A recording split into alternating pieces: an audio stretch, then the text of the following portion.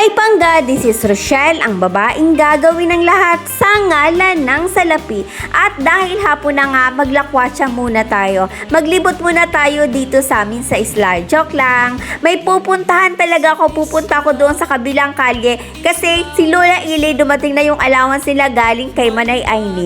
At eto nga yung pagdaan ko, nakita ko may pinagkukumpulan talaga sila, hindi ko alam. Pero nung lumapit ako, nakita ko na yung ukay-ukay talaga yung pinagkukumpulan nila. Lahat talaga pumipili kasi parang ang mura lang, parang 10 pesos yata or 20 pesos. O, saan ka pa ba makakakita ng ganyan? Pwede na yan, di ba? Ang gaganda pa ng damit nila. Kaya tingnan nyo naman, ang daming tao nagkukumpulan. Naghahanap sila ng mga magagandang damit.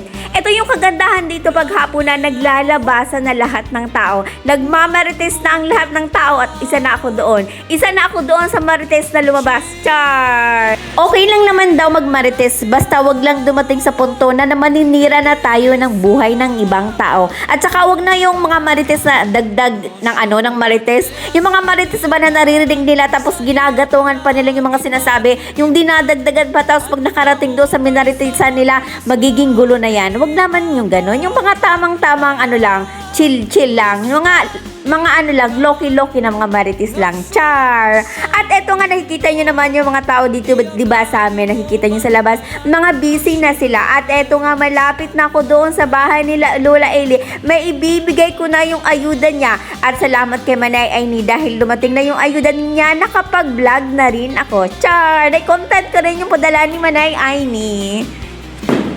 Ay, si Lola! Dinhi sa isla sa San Juan, may dadaraga nga imakikitan. Okay. Bye-bye. Hahanapon aniya kagwapa sa tanan na labawon.